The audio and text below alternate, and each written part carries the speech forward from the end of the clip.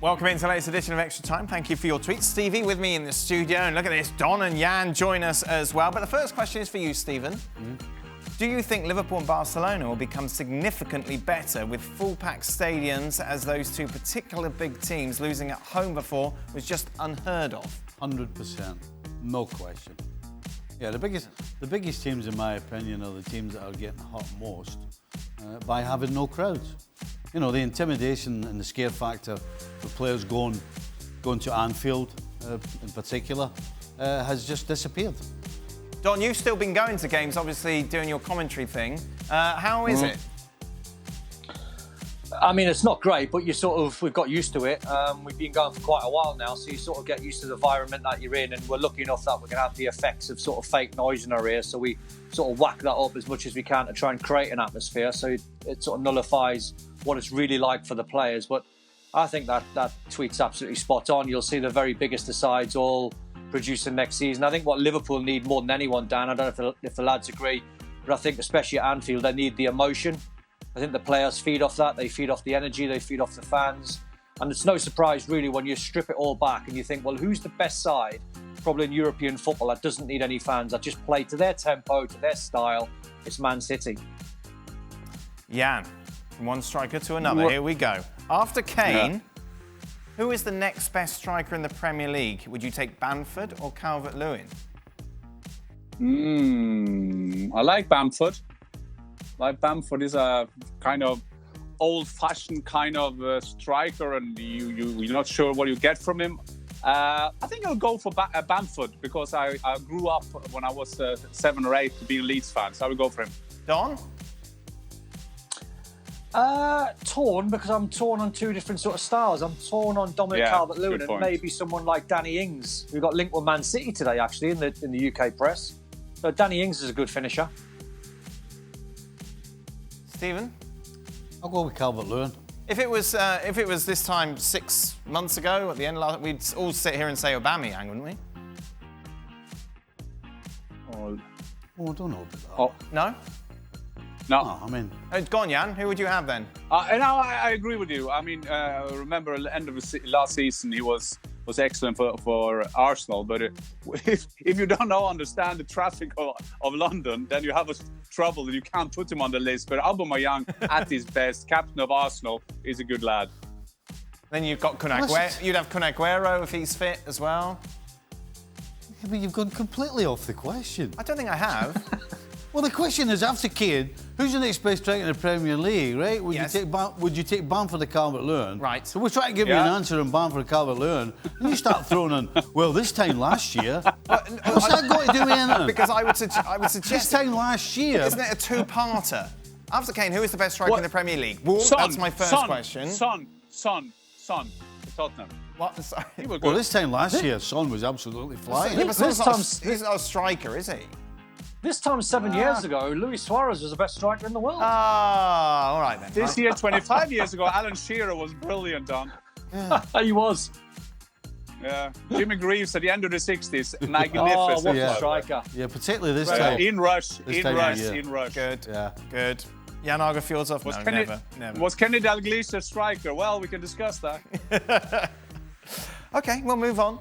How can a manager let go of a talent like Odegaard when clearly you can see with his every touch he oozes class?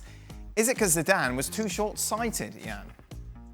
No, it wasn't. He came there when he was 16. He went to Real Madrid at that time because Zidane was his manager at the second team of Real Madrid. But it was also right that he was on loan. He had a fantastic season in Real Sociedad. I think maybe the mistake of Real Madrid was to take him back in the summer.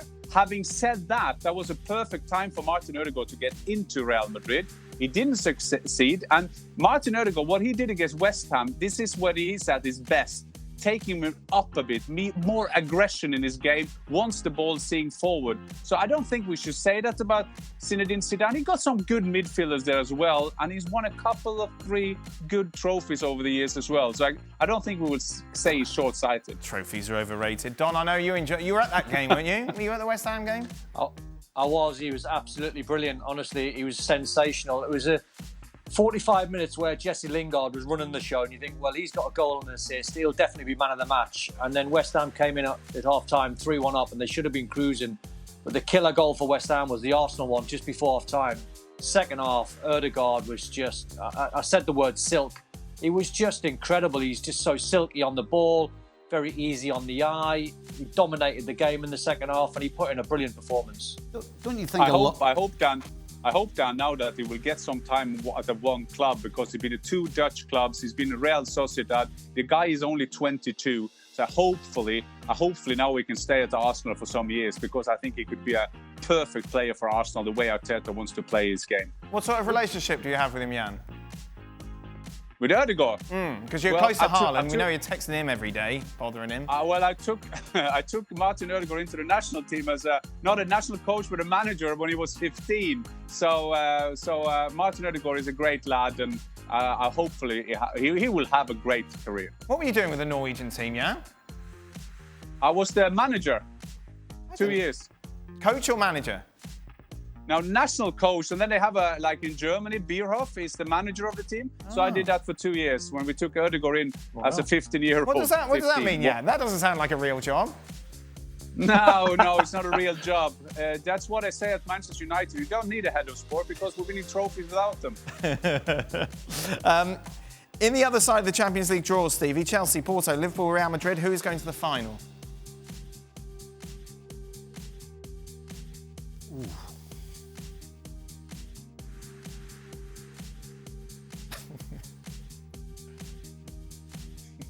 Well, the final's already taken place. It's gone. Yeah, right. I mean, right now, nobody can score on Chelsea. Right. So you're saying Chelsea? No. Right. Good. No, I'm going to say Liverpool. Right. Predictable. Okay. What percentage will Don give Chelsea to win the Champions League?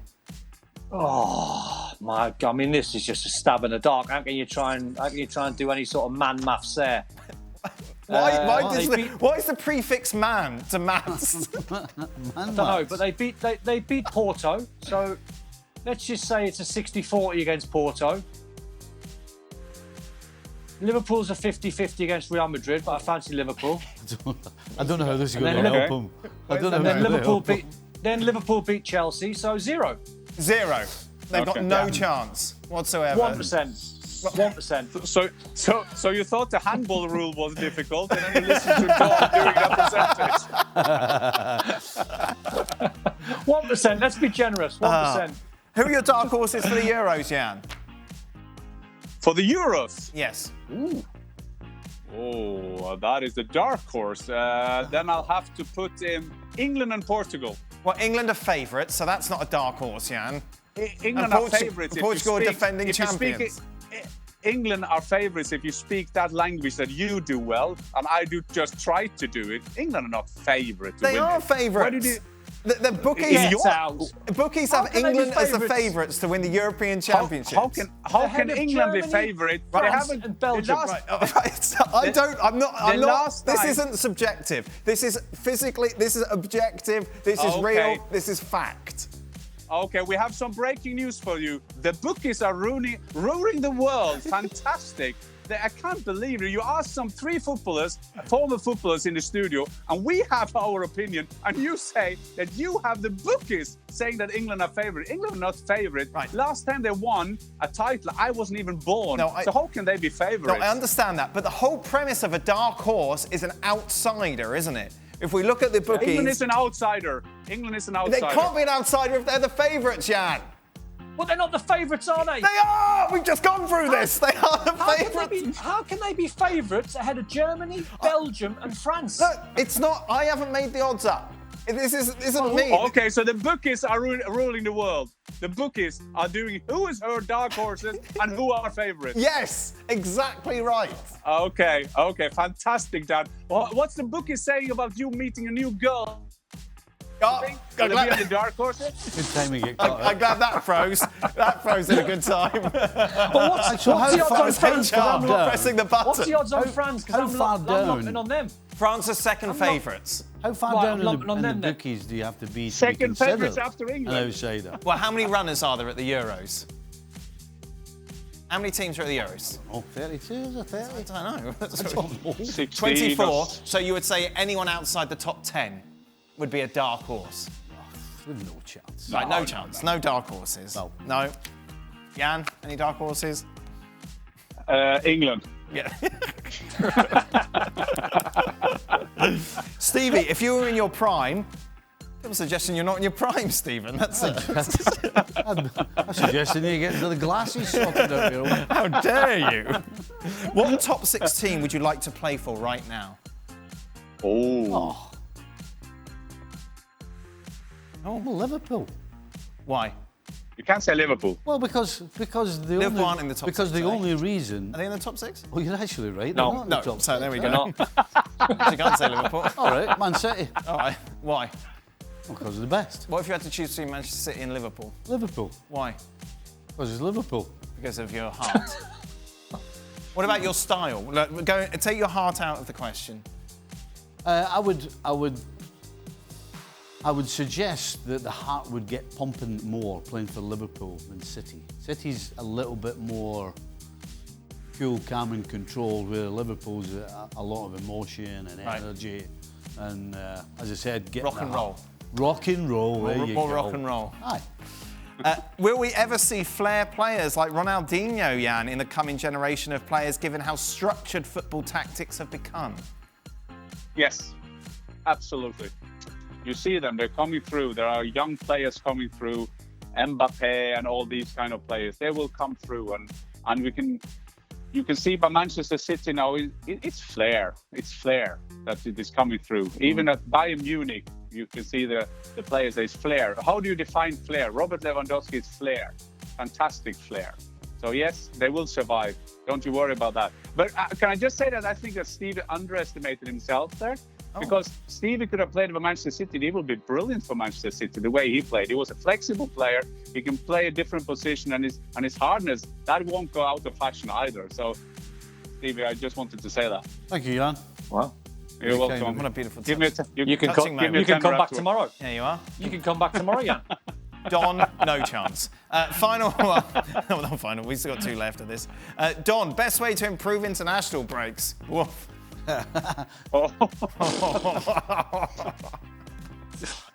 AstraZeneca.